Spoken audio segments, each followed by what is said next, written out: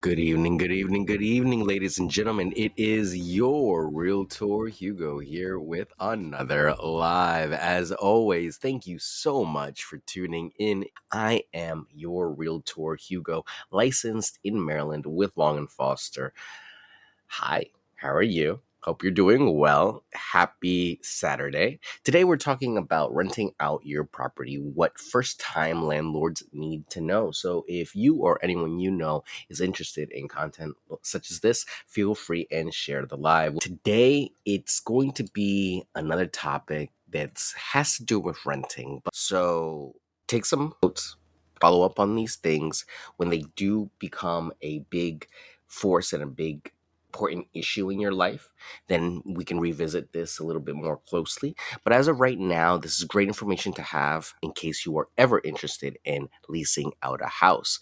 Number one, understand your legal obligations. Licensing. Obtain a rental facility license from the Montgomery County Department of Housing and Community Affairs, DHCA. That is by far probably the most important thing to get this operation started is having your renter's license. Compliance. Ensure your property complies with all local, state, and federal laws, including housing codes, non-discrimination laws, and health and safety regulations. That means getting the property inspected for lead, radon, and anything else that the county might deem necessary at the time of doing the inspection. So take your time to look at that and make sure that you are covering those bases because you are having people live in the property and the property needs to be safe to inhabit. Number two, create a comprehensive lease agreement. Written agreement. Always provide a written lease that outlines terms clearly. You never want to put yourself in a position where you are left with just a verbal contract. That is not enforceable. That is not something that is at all something you can use in court to win a case. It needs to be in writing. And Maryland's a written state where everything has to, for the most part, be written for it to be enforceable. Required provisions include necessary details such as rent amount, due date, maintenance, responsibilities, and lease duration. That all has to be clearly outlined in the lease. And if your lease doesn't have any of those points, you need clarification on them, and that might need to be discussed. Number three, know your maintenance responsibilities. Initial conditions. Present the property in a clean, safe, and sanitary condition at the start of the tenancy. You don't want the property to be in bad shape. You don't want to give anyone a reason to think that there might be something wrong with the property.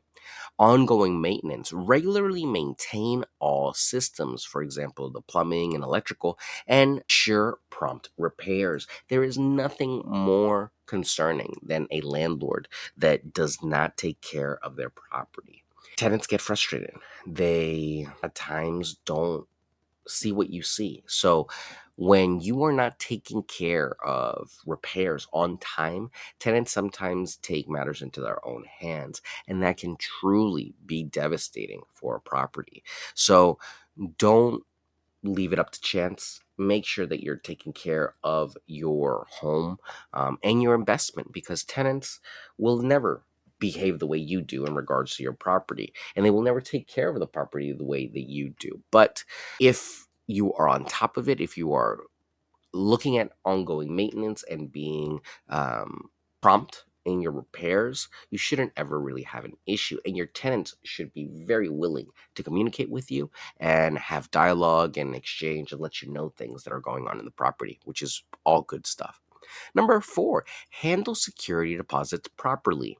Deposit limits. Do not charge more than 2 months' rent as a security deposit. Interest accrual. Keep deposits in a Maryland financial institution and ensure they accrue interest. That is typically what is suggested, that you get an interest bearing account and provide interest with the security deposit. I suggest that you look at the landlord tenant handbook inside Maryland's Department of Housing to find more clear indications on what to do with security deposits. Number five, provide clear communication channels, emergency contacts. Provide tenants with 24/7 communicate contact for emergencies. Notice for repairs. Give at least 24-hour notice before entering the property for non emergency repairs. Be transparent, be upfront, and be professional. Remember, we want this to be a business and a successful one at that. So you need to treat your tenants like clients and truly be professional about how you handle everything in the property. Number six, conduct thorough tenant screenings, background checks. Use services like Safe Rent Solutions to evaluate prospective tenant credit and rental history. Remember, criminal history is no longer valid. So we base most decisions of our renters on their credit history and their rental history, any previous evictions, any late payments, or of the such. Non-discrimination: ensure equal treatment for all applicants and comply with fair housing laws. You can't discriminate because someone has a voucher. You can't discriminate because someone has an animal or a pet, a service pet. And you can't discriminate because someone has a particular sexual orientation or a disability. These are all protected classes now. So, truly, the only thing that we have to qualify people on correctly are credit history and rental history. So, it's truly only two factors that matter the most when it comes to leasing. Number seven, educate tenants on their rights and responsibilities. Tenant handbook. Provide a copy of the Montgomery County Landlord Tenant Handbook. I've spoken about this handbook several times. It's one of my favorite pieces of literature from the county. It comes in 8 different languages. You can share it with your tenants. You can keep a copy for yourself. It truly covers all your bases for Montgomery County. So you're not having this guesswork of what do I do in this situation or what do I do in that situation. You have a manual and a handbook of what the best practices are and contact information in case you have any further more detailed questions. Right to privacy. Inform tenants about their right to receive notice before entry and their ability to request repairs. Part of the use of this property is for personal enjoyment. They should have peace, quiet, and be able to enjoy the property as they see fit, as long as they're not harming anyone or breaking any laws. So there is a right to privacy there, and you have to respect that. You have to be announced and let them know when you're going to be going, and you also have to just be transparent as possible about what you're going to be doing in the property when. Number eight, handle rent payments and increases correctly. Timely payments. Ensure rent is collected timely and provide receipts.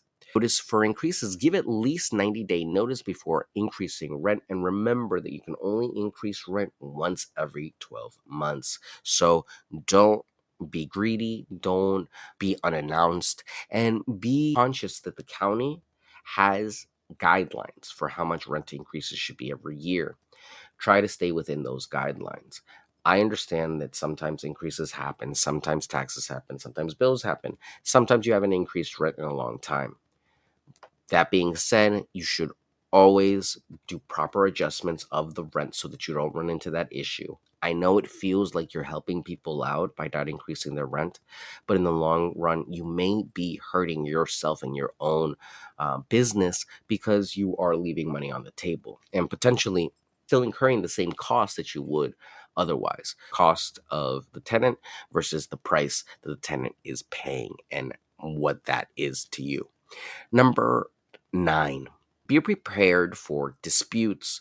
Mediation services. Utilize DHCA's mediation services to resolve disputes. Sometimes there are things that are just, they get out of hand. Sometimes people don't know how to communicate. Sometimes people get emotional. It can be very tough to be a landlord, and it can be very tough to be a tenant. So there are mediation services that help people discuss both sides, help communicate so that both sides can come to a mutual agreement.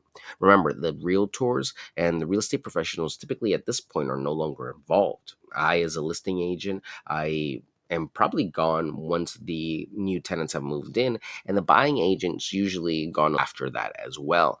Truly, at this point in the game, the tenant and the landlord should be speaking directly, and if that communication breaks down, the county can get involved with services such as this. Another great suggestion is documentation. Keep detailed records of all your communications and transactions with your tenants, and likewise with your landlords. Why? You just want a paper trail of everything that's happened so that there is accountability for what people say and what people do. Remember, like I said earlier, Maryland looks at written statements and documents a lot more favorably than ones that are spoken or verbal. And the last one for this evening is number 10, stay informed and updated. Regular updates. Keep up with changes in landlord tenant laws, continuous learning, attend workshops or training sessions offered by local housing authorities. There are some great resources from Maryland Realtors that talk about landlord tenant relations, how to be a better landlord, and how to be a better property manager. So please look into those courses. A little bit of education can go a long way, not just for your business of leasing homes, but also for really your career in this industry. Remember, it starts off with one property. You buy one property for yourself, and then you get to a point where you can refinance and purchase another one. You can lease the first one and then move into the second one, or vice versa, whatever you see fit at the time. The most important thing is that you're collecting and growing your portfolio. That is really the foundations of generational wealth when it comes to real estate. Not just one property, but multiple properties. They're building not only equity, but also return on your investment through rent and cash flow. It is so much easier to lease a property and to get a property through the leasing process if you have a setup procedure of how you do things. This is the screening process. This is the move-in process. This is how we do checks. This is how we do repairs. All those things, think about them. This is your business. And for all intents and purposes, it's your brand. So don't just think that, hey, I'm a landlord now. I'm just going to slap a for rent sign on this property and just shove someone in there and they're going to pay me $5,000 a month. And that's going to be that. It's not like that. Real estate is not passive income in that way. It can be. And if you'd like it to be, I would highly suggest that you look into property management. But when it comes to doing it on your own, you are the landlord and have some responsibilities that are a little different than if someone was employed to do this for you. So make sure that you are staying on the right side of the law, obeying fair housing rules and regulations, and have a set procedure for how you handle this so that everyone feels like you're being fair, communicative, and transparent. If you have any further questions when it comes to buying, selling, leasing, or investing in real estate in Maryland, I'm more than happy to help you out and give you a personal consultation free of charge. So feel free and reach out. My phone number is 240-389-4846. My email is hugo@lnf.com, and my website is yourrealtorhugo.com. Ladies and gentlemen, as always, thank you so much for tuning in. Tomorrow is Sunday. We are going to be talking about the top 10 real estate news stories of the week and how they impact the industry. So come on back for that tomorrow. Again, thank you so much for tuning in today. I will see you all tomorrow. Get some rest and have a great night. Have a great Memorial weekend too. Take care. Be safe out there.